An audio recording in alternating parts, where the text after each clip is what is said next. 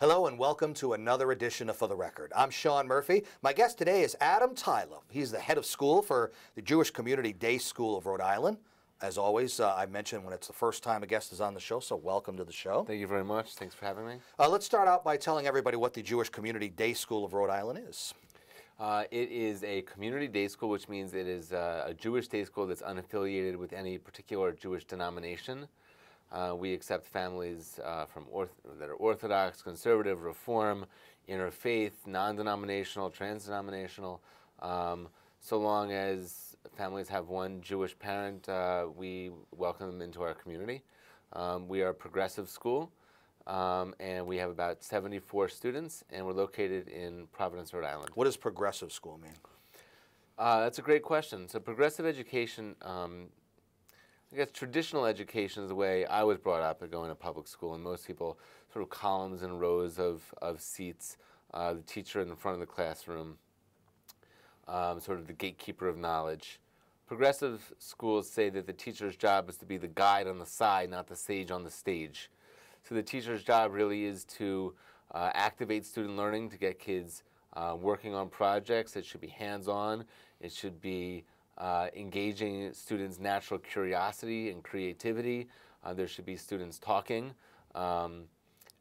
Teachers' role should be to be moving around and helping students overcome obstacles, to engage them in what they want to be learning, and to scaffold in skills and help students individually rather than sort of standing in front of the class and teaching to the middle of the classroom and hoping you're not too boring for the advanced kids and too hard for the ones that are struggling. And those kind of teachers are just kind of getting through the day, aren't they? And not really caring. You either pass the test that she's going to give, he's going to give, or you don't. I think a lot of really well-meaning teachers find themselves in environments that are structurally difficult to teach the way they naturally would want to teach. Especially, so for example, in high testing environments where teachers are graded, sometimes are hired and fired based on what they can do with standardized tests. And kind of pushing the kids through, sort of.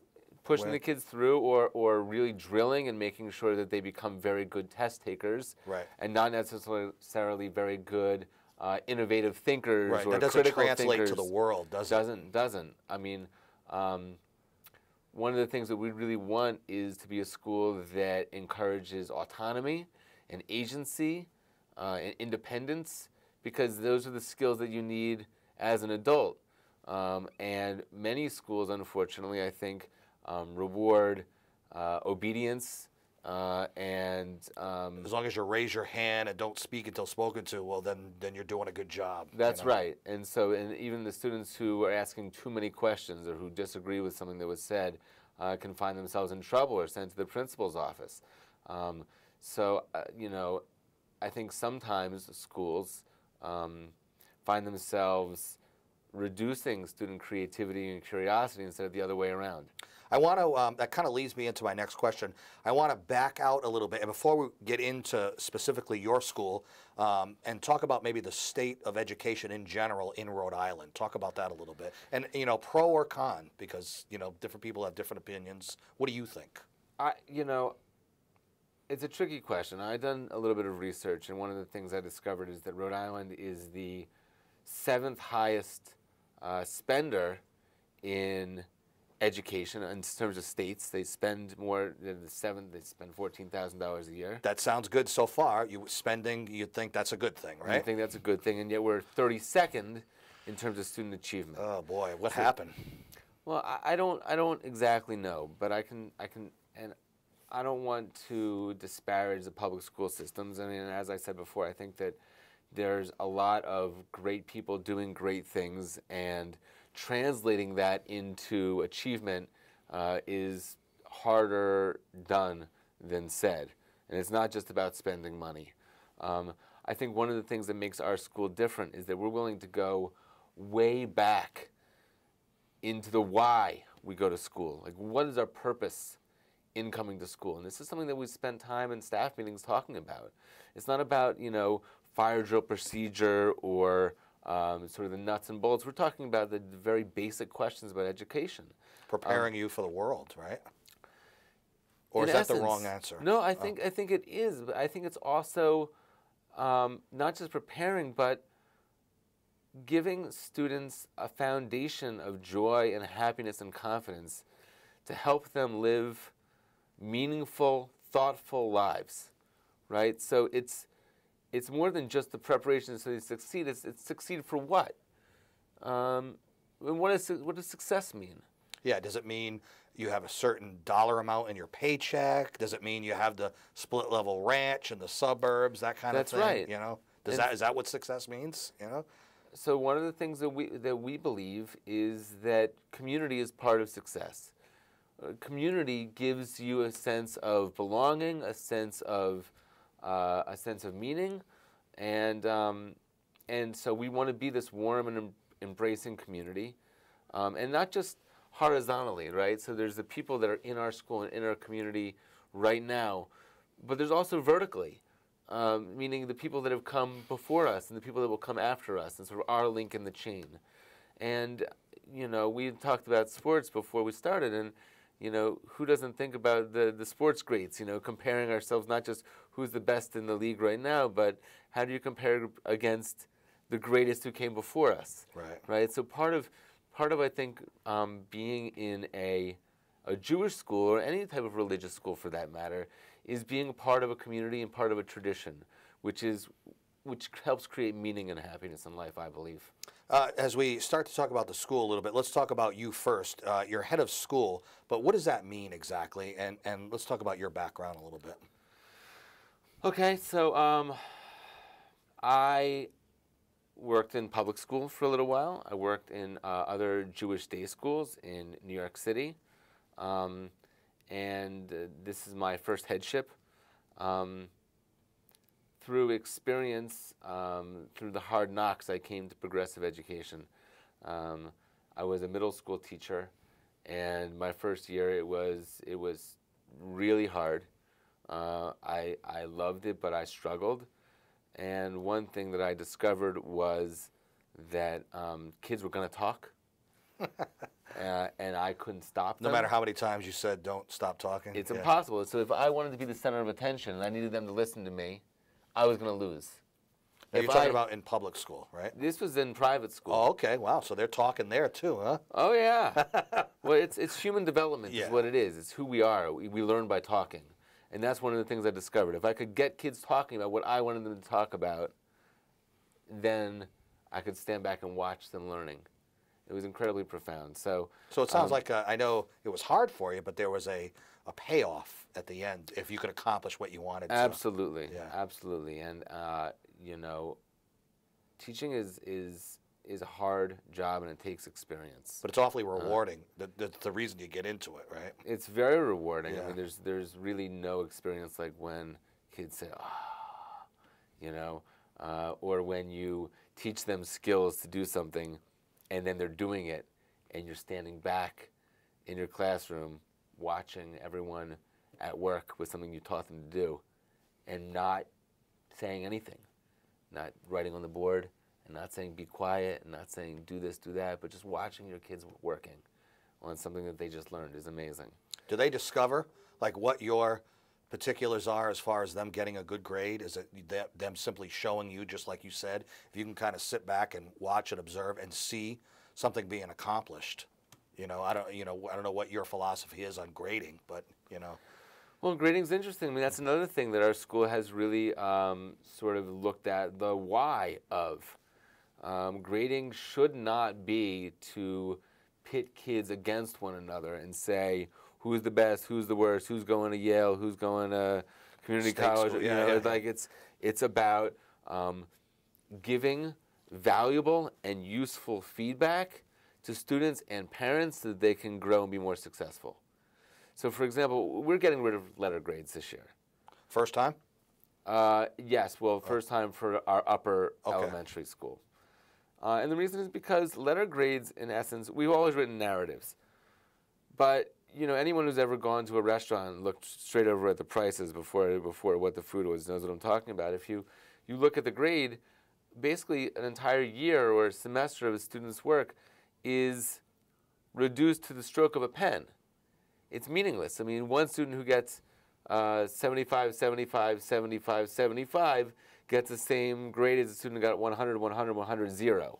Yeah. And yet That's a good point, because you're averaging it. Because you're averaging it, and that's just an average. But they tell you very different things about student competence, competencies, and what they're good at and what they like to do. And so you need to see, you don't want to look at a letter without understanding why they got, what is the reason this C is here. Absolutely. You know? If you get an A, I'm sorry, if you get an A, you know you did a good job. You don't necessarily need an explanation for that. It's lesser grades that you kind of want to understand why. But even an A. Does an A mean, oh, I'm great at everything, I don't need to work on anything? I'm done, I can check out? There's always room for improvement. Right, and so if you remove that letter grade entirely, and you say, what we're writing here, forget about how you compare against the kids in your class, but this is feedback on what you're good at and what you can work on, then every student gets something different out of it, and it's all meaningful and it's all helpful. And that's where we want to be, right? And we think that parents, you know, it's interesting. Parents of every grade level feel the same way. They want to know what's going on with their kids all the time, right? Just imagine if you went away on vacation and you came back home and your 1-year-old had learned to walk while you were away. It's like, oh my God, it breaks my heart. Where's the video? I want to be there. Well, that's what's happening every day in school. Kids go to school, and most parents, all they know is there was a full lunchbox in the morning, and now it's empty. Right, and hopefully he brought homework home and he learned something today. Hopefully, but you don't know. So we want to give valuable and useful and meaningful feedback to parents so they know what's going on with their kids' lives. So that means replacing the letter grade is what you described as sort of a narrative, an explanation of how they did for a semester? Absolutely, yeah. So, and is it, how long, is it a paragraph, a page? A couple of paragraphs. I mean, we want to address all the different aspects of what's going on. I mean, that involves students' executive functioning, meaning sort of how organized are they? Are they remembering their homework? Are they able to follow multi-step instructions? Are they able to plan for projects well in advance? There's something on social emotional skills. So how are students getting along with their peers? Are they good leaders? Are they good followers? Are they? Wow, you really get detailed with that, huh? Yeah. Absolutely. Wow. And that's one of the things about being in a small school, where every single employee of our school knows the name and personality of every single student.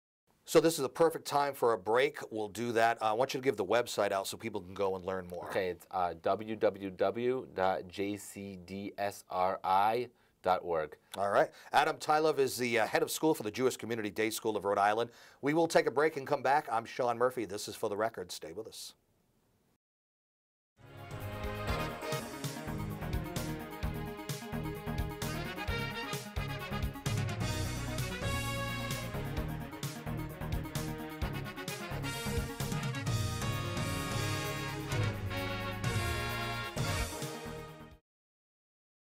Welcome back to For the Record. I'm Sean Murphy. My guest today is Adam Tylov, head of school for the Jewish Community Day School of Rhode Island. We talked about the website right before. What's on the website for people to go and see, by the way? So we've got our mission statement there. We've got a statement from the head of school. That's me, and it talks about the 7 C's of progressive education, what we believe in, rather than the 3 R's, which is reading, writing, and arithmetic.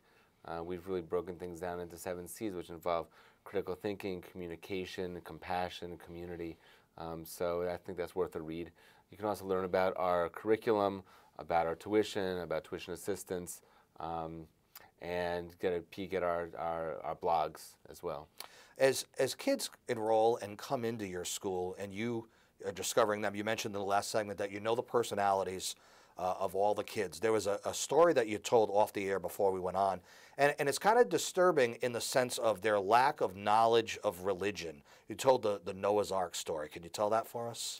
Sure. Well, my niece, my uncle is part of an interfaith marriage. My aunt is Catholic. My uncle is Jewish. and the kids have sort of been brought up, you know, sort of a little bit here, a little bit there. Yeah. Pick up where you can. Yeah, but I was at their house, and she was in 8th grade, and I mentioned Noah's Ark, and she said, "What's that?"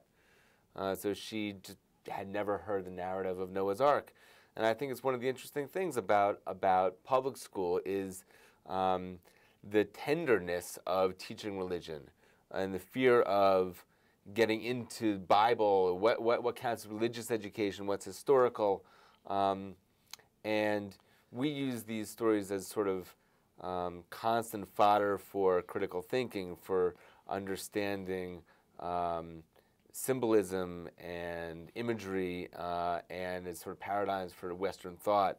So it's not just strictly religion. When you teach that sort of curriculum, it's having them thinking too. Absolutely. I mean, the Jewish tradition and the Jewish tradition at our school, because we're a pluralistic day school, people are coming at things from very different angles. Some people at our school believe in that the Torah was given to Moses at Mount Sinai, and some people believe that it was written by desert wanderers, you know, and edited much later. Some people are going to synagogue every week. Some people are going never.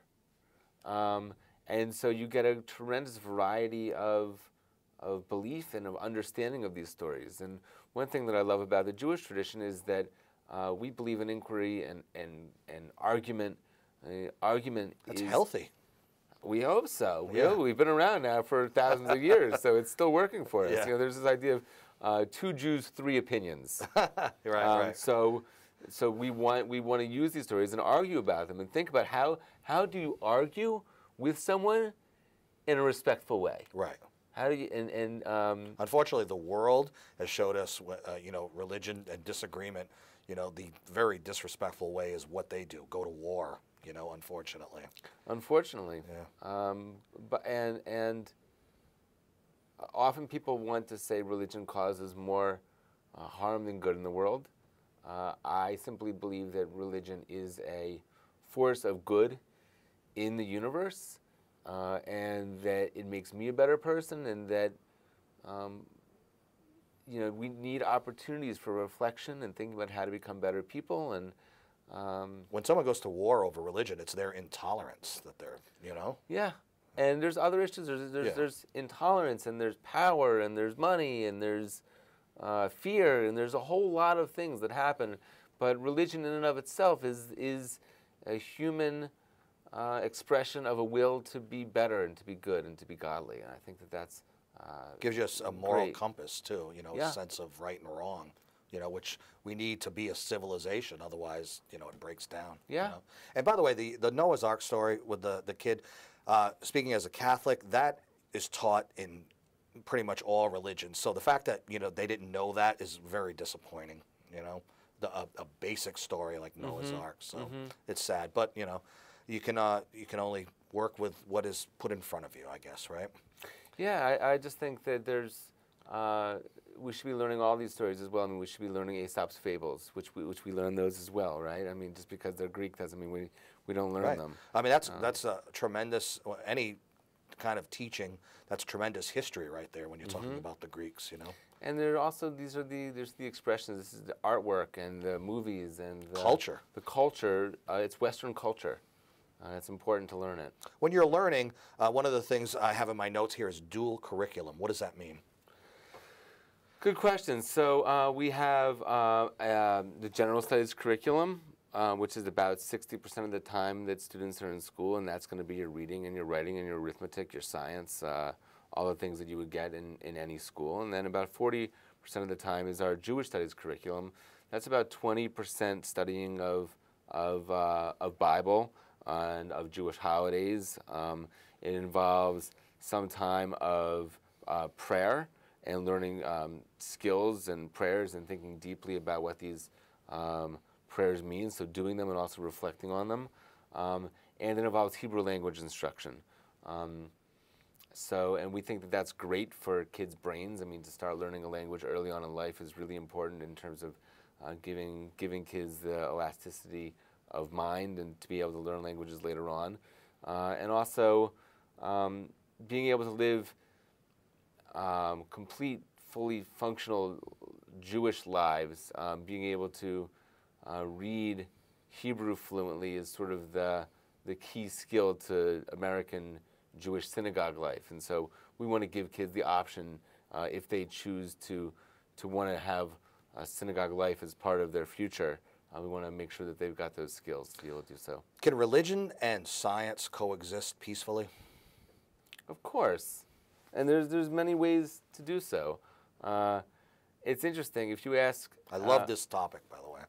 Well, so, do you just remember studying physics in high school? I sure did, yeah. So is light a particle or a wave? Right, yeah. Huh. It's both. It depends on what you're trying to describe, right? Right.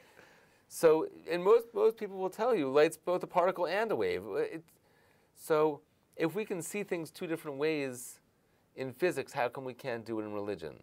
How come we can't see that if I want to understand the Bible as a history book, it will reflect back some history. And if I want to see it as a religious book, then I can learn very deep, meaningful spiritual lessons from it. So, see, but it's easy to answer that question in a generic sense like that. But when you get specific about creationism versus evolution or anything in that vein that really stirs emotion, then it becomes a little bit more difficult to coincide with each other, peacefully. Well, look, I don't think there's anyone, even the Orthodox families in my school, I don't think there's anyone who really believes that the Earth is 5,775 years old. Some people do, unfortunately, Not in our community, Right. that's right. I mean, there are in the Jewish community, but not in our school. It's just not where we are and what we believe. You don't think the world is flat either. I mean, that's kind of the point, you know what I mean? No. You've progressed beyond that. But does that not mean that there's some deep wisdom in these traditions or in these stories? Oh, of course there is. I mean, they're incredibly deep and meaningful, and I don't think that our job. I don't think it makes a difference if we can make religion and science mesh. I don't think it's not really one of our goals. Right. How about technology? What's your approach to technology and how you deal with it? It's interesting. We have a computer lab, and we also have a design lab. The design lab, we're teaching design thinking, which is an incredible sort of process of collaboratively understanding values and needs and coming up with solutions in a way that builds prototypes and looks for failures and does iterations. The design lab is full of cardboard and string and glue and rubber bands. And when we ask the kids, if we were to say to the kids, no design lab today, we're going to go to computer lab, there's a collective groan. Wow, that's surprising because you would think that the kids would want to be on the computer all the time, right? You would think, yeah, but it's not at all the case. The kids want to build, they want to be creative, they want to use their hands. For them to go to computer lab, it's as if someone were to say to you and me, okay, everybody, it's time to go to pencil lab. Yeah. Computers are a tool. Right. These are digital natives. They don't need to learn how to use a computer. They've been doing it since they were born. Right. What they need to learn how to do is think creatively and collaboratively and to try out ideas. They need to watch their creations fall apart and fail and try again. They probably use a computer more than read a book, so they don't need to know that, It's just it doesn't excite them, and it's something that we want. So what's our approach to technology? We want to integrate technology when it is the best use, when it's the best form of education. If it provides individualized instruction, or there's some type of app that you can't get somewhere else, or if we're teaching how to manipulate technology, meaning programming or taking apart computers and putting them back together. But simply using computers isn't part of our technology curriculum anymore. Right. But you do embrace it when it's appropriate for your purposes. Absolutely, but we also want to be very thoughtful of it. And there's a backlash now. A lot of parents, they don't want their kids on screen time. You know, and why would you? Why would you want your kids plugged in all day at school? Yeah, it's a good point. So we're experts at education. We want to keep kids working. We want to keep them talking and working together and building and thinking. And just sticking a kid in front of a computer is not the answer. Let's take a break. Sure. We'll take one more break and come back. Adam Tylove, head of school for the Jewish Community Day School of Rhode Island. One more break and we'll come back. I'm Sean Murphy. Stay with us. So we are almost out of time here. We talked a lot about the school, Adam. We haven't talked about the teachers and the kind of teacher that you look for your school. Talk about that very briefly, okay? So very briefly, I want teachers who love students, who want to create awesome memories for them, who are willing to learn, who are willing to grow, who are collaborative thinkers, who are creative, and who expect a lot from kids. And so know how to challenge them and push them in a loving and meaningful way. All right. And if you want to learn more about the school, maybe enroll your student or just kind of come to take the tour or whatever it is you do, a website, one more time on that? It's jcdsri.org. That's Jewish Community Day School of Rhode Island. So jcdsri.org. And we do individualized tours all the time. We'd love to meet anyone who's interested in our school. Sounds great. Adam Tylove, head of school for the Jewish Community Day School of Rhode Island, learned a lot today, and I also enjoyed just having a philosophical conversation with you, too, about life in general. So thanks for being on the show. Thank you very much. Anytime. All right. Pleasure. That is our show for today. You can see this show and many others on our YouTube site. Till next time, I'm Sean Murphy. Take care.